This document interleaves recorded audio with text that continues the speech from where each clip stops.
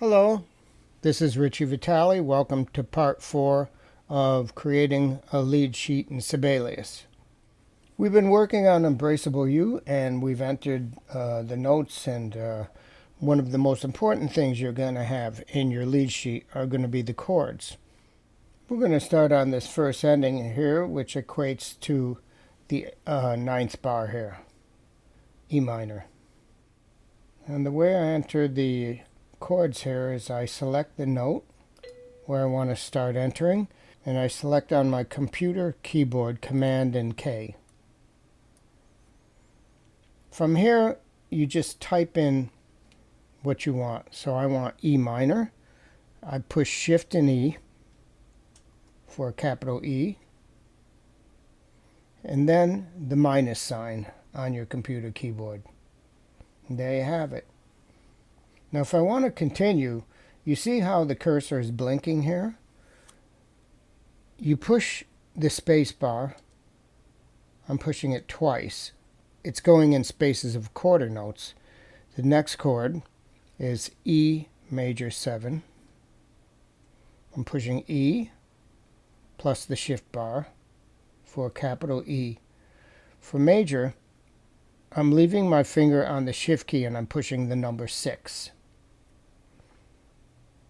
Pretty awesome. Now we have to get E minor 6. I'm going to push the space bar 2 more times. I'm pushing Shift and E. Then letting my fingers up, pushing the minus sign, and then pushing the number 6. It's pretty intuitive. Now let's say I clicked accidentally on the white part of the chart here, and you see the cursor disappears. So there's a couple methods you could use. You could select where you want the next chord and again push Command K. Or a lot of times I'll simply do this. I'll double click on the last chord I inputted and then push Shift twice. And there you have your blinking cursor again. And I can enter an F sharp 7 flat 5. So I'm going to push Shift and F. Shift into number 3 gives me a sharp. The number 7. Now to get this large opening paren, I'm going to use the bracket key. And then flat, which is a small b without the capital. And then the number 5, and then the right paren, which is right bracket. There you have it.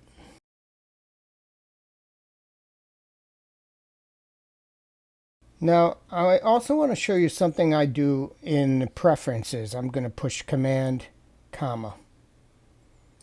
And I already have other lit, and I use legacy chord symbol input, which means anything I type in is put in literally into the score. So if I type in D minor banana peel, that comes up. And that comes in handy because people put in maybe a G7, add 4, add 11, and Sibelius in the newer input doesn't recognize it. And that is because legacy chord input is a text input.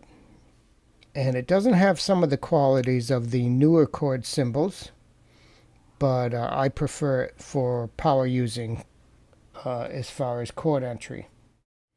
Another thing is if you want to select a chord and you're double clicking on it and you're not getting in, what you may want to do, see, sometimes it takes a few attempts.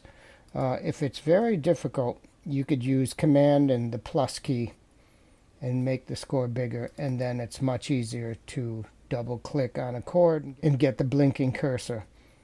And from there you could push spacebar over to the next place where you'd like to enter a chord.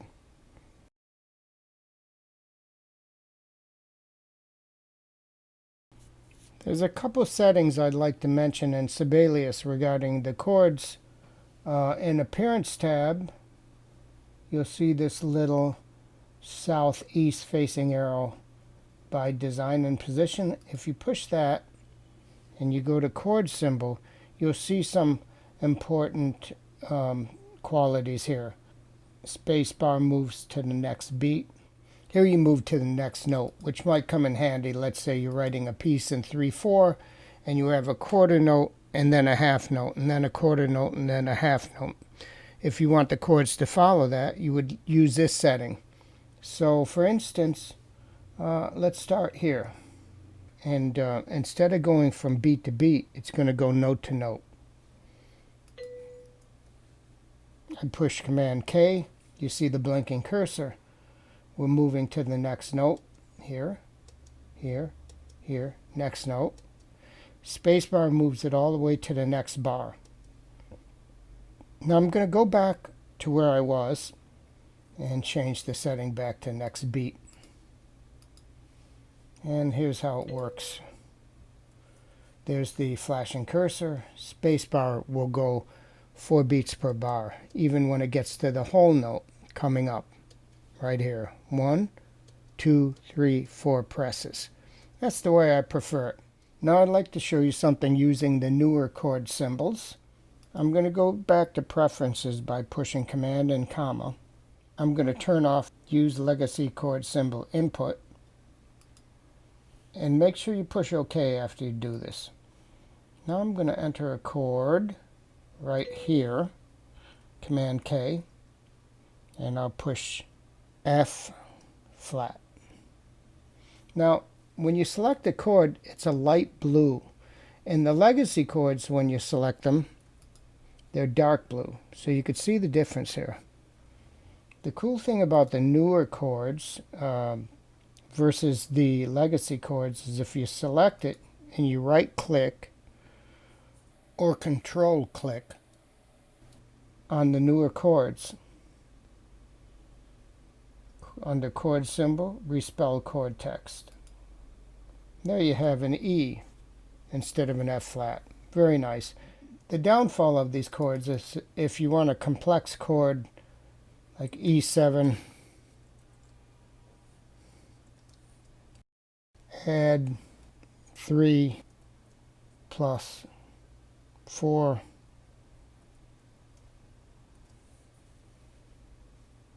Well, it turns out red because according to Sibelius, this is an incorrect chord.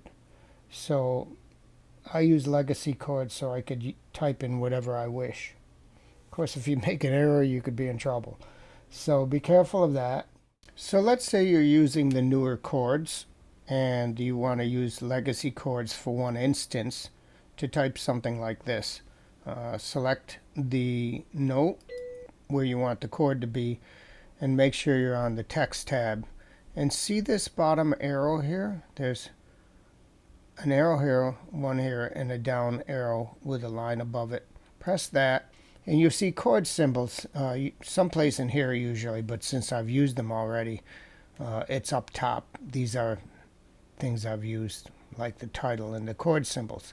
And you simply push here and your cursor will start blinking and you could type in an E7, add 3.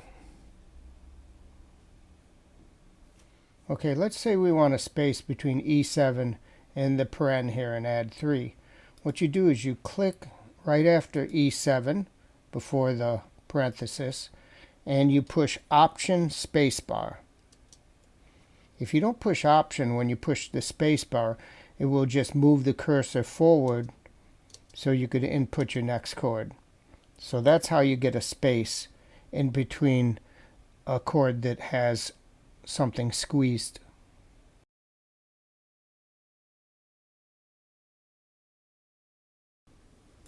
Another thing is if you're using the newer chord entry, I want to show you where most of the settings are. I'm going to use Command Shift together and then E on my keyboard. That brings me to Engraving Rules. And you see here chord symbols in the left column, and you can see all these super great settings. And if you change them, Here, I'll show you for instance. Command K, Shift and C, the minus sign, Shift and 6 for major, 7. So here we have a C minor major 7. Well, that's not the way I prefer it, so I would go to Engraving Rules, and if you forget where they are, you could just type engraving up here, or just a few letters. And Engraving Rules, if you forget the keyboard shortcut, which is Shift Command E, it'll show here. And it's under Appearance, House Style, Engraving Rules. Or you could just click right here and it'll open them up automatically. Now this is kind of neat. We're going to go to chord symbols again. Now let's say for C minor major 7, we'd rather have a slash instead of a small m. And for major, we'd like a triangle.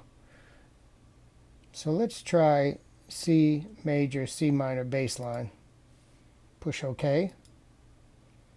Pretty cool. Okay, we're going to go back to Engraving Rules and try to fix the major here, this here.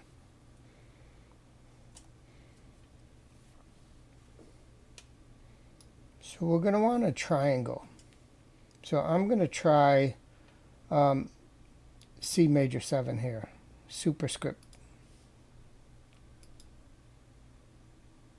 Woohoo! That did it. I don't use the newer chord symbols, so it's kind of exciting to see that happen the first time. Now, the default is the newer chord symbols, so you may like them because they have so many great features. As I say, I use Legacy, but now you know how to get back and forth. This concludes this 4th lesson on how to make a lead sheet in Sibelius, and I hope you enjoyed it. Please subscribe to my channel. And if you have any questions or comments, don't hesitate to ask in the comment section below. Thank you for watching.